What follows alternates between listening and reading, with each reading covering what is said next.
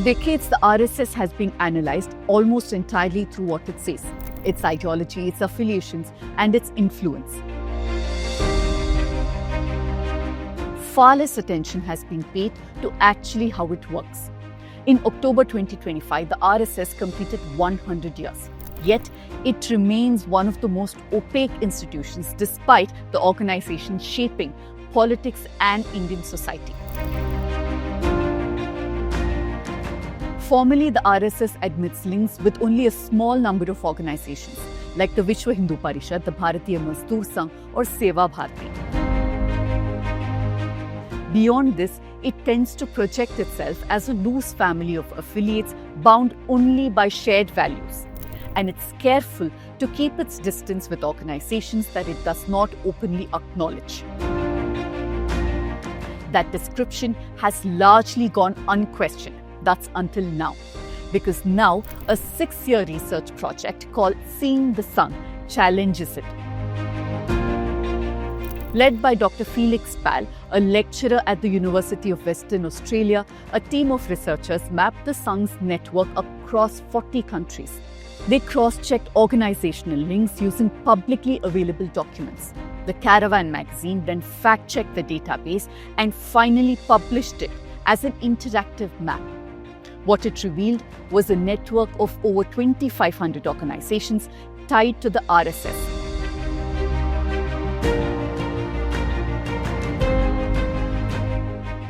These organizations span beyond politics.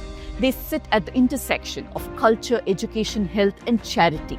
They even include feeder schools for military recruitment, media houses, youth hostels, and legal groups. This is not a simple collection of like-minded bodies. This map shows material connections, shared leadership, shared addresses, shared events, and shared funding streams, including money from abroad. The RSS's distance from all these organizations is not accidental, it's strategic. It also means that for those on the outside, the Sangh can feel infinite and unknowable. But it's neither. So now let's look at what these organizations are. How many of them are based in South India? And how does seeing this network change the way we understand the Sangh? Let me explain.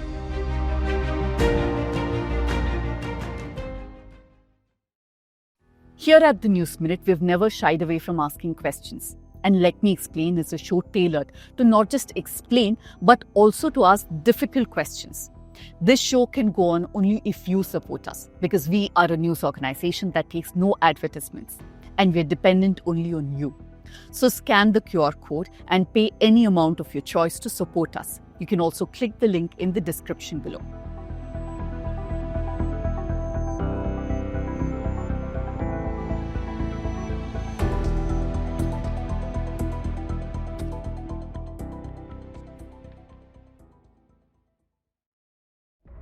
Over the last century, the RSS has deliberately kept the full extent of its affiliate organizations vague. Seeing the Sangh project set out to demystify this network. This research has mapped over 2,500 organizations linked to the Sangh globally. Out of that, 2,240 are in India. These include hostels, schools, unions, charities, cultural forums, and advocacy groups. Outside India, the largest concentration is in the United States, about 107 organizations, followed by Australia with 34 and the UK with 26. A few of them are inactive now. Within India, Uttar Pradesh has the highest number of these organizations, around 280, followed by Maharashtra with 259 and then Kerala at 212. In the south, apart from Kerala, Karnataka has 174 organizations, while Tamil Nadu has 76, Andhra has 56, and Telangana has 50. Most of these organizations work primarily on education, community outreach, labor rights, and media. Under filters or categories such as education and community outreach, for instance, which would include hostels as well as schools, Karnataka alone shows at least 28 institutions on the database. Now, many of these work with tribal populations. In the labour sector, there are 22 unions in Kerala covering estate workers, plantation labourers, toddy tappers, tailors, and motor engineering workers. There are 7 in Tamil Nadu and there are 2 each in Andhra Pradesh and Telangana. As far as Karnataka is concerned, there are railway and factory unions such as the Railway Mazdoor Sangh who are active in the state. The Sangh also has a media ecosystem. Other than its own publications, it's linked to organizations like Hindu Post, Janmabhoomi, Janam TV, and Kurukshetra publications. The Sangh is publicly known for its work in charity and culture, but its presence extends into more sensitive areas such as those for military training or defense recruitment, security, labor, and political mobilization. There are at least 17 defense-related organizations across India. Among the oldest of these is the Central Hindu Military Education Society, founded in 1935. This organization oversees institutes such as the Bhosla Military School in Nashik. This was started by RSS leader Balkrishna Shivram Munje. Individuals educated in these institutions have been interrogated in terror-related cases, including the Malegaon blast, for example, RSS worker Prabhakar Balwant Kulkarni. There are also feeder schools that channel students into military institutions. The research also shows that there are 400 hostels across India, many with residents from Adivasi communities. While these hostels do not always promote an explicit Hindutva agenda, residents are often encouraged to cultivate political and religious beliefs that eventually align with the RSS. Other than this, there are at least 19 groups that have been identified under the filter of violence, and all of these are linked to the RSS. The larger ones on the list are VHP and Bajrang Dal. Then there are smaller groups like the Karni Sena. Remember, they had vandalized theatres and threatened to chop off Deepika Padukone's nose during the Padmavat protests. Then there is the Hindu Jagrana Vedike in Karnataka. Members of this group had attacked a homestay in Mangaluru in 2012, assaulting many young men and women who had organized a birthday party. And the Hindu Raksha Sena in Uttarakhand, which had openly called for ethnic cleansing of Muslims and was also involved in the 2014 attack on the Aam Aadmi Party office. The database also lists about half a dozen legal organizations. They work inside courts to advance the Hindu rights agenda. Some file cases against marginalized communities or dissenting voices. Others build influence within the legal elite or defend people accused of religiously motivated crimes. Now put all this together, this network breaks the idea that the Sangh Parivar simply grew on its own as a loose ideological movement. It also shows that many of these organizations are not as independent or separate as they made out to be, which means that the network is also not as vast as it's often imagined. This Sangh database shows us a structured social infrastructure that's designed to embed itself into our everyday lives. But it remains formally decentralized and publicly opaque. The opacity is strategic. It helps the RSS avoid legal as well as financial scrutiny. It allows work to be outsourced while preserving plausible deniability. And it enables the Sangh to convey different messages for different audiences. And all of this is being done simultaneously. These organizations function like a switchboard. Their link to the larger network can be turned on, turned down, or hidden whenever needed. This quiet division of labor is central to how the RSS expands into the society.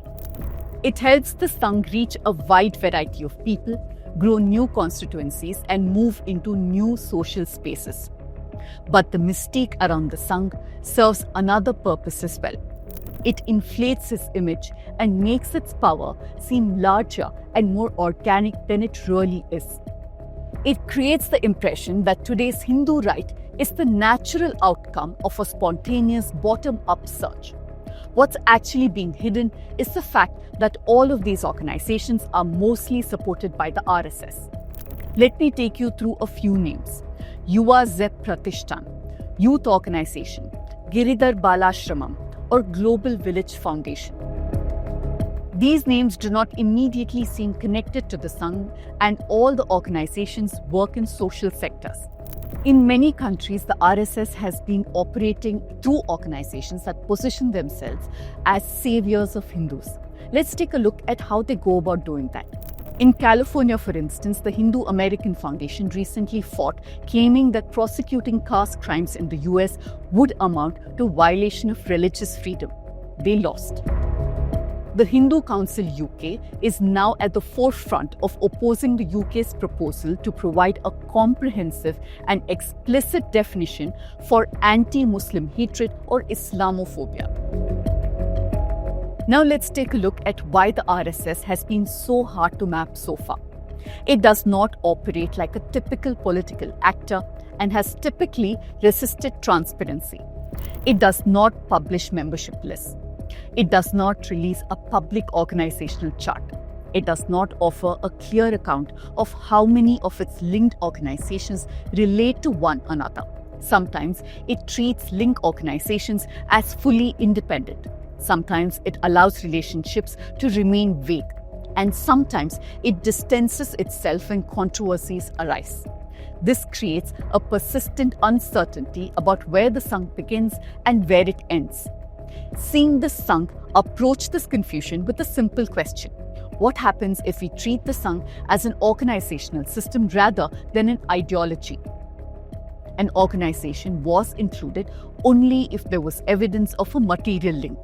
That could mean shared office bearers, shared addresses, joint events, financial transfers, or formal parent-subsidiary ties. As I said earlier, this process produced a data set of over 2,500 organizations connected in different degrees to the RSS. Not metaphorical family, but a mapped network.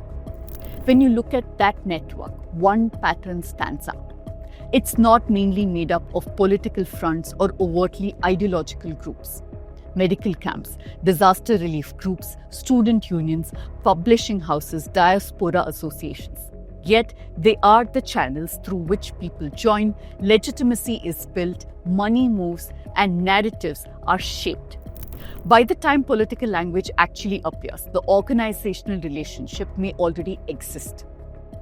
In a democracy, power that is visible can be debated and challenged. Power that is invisible often cannot be.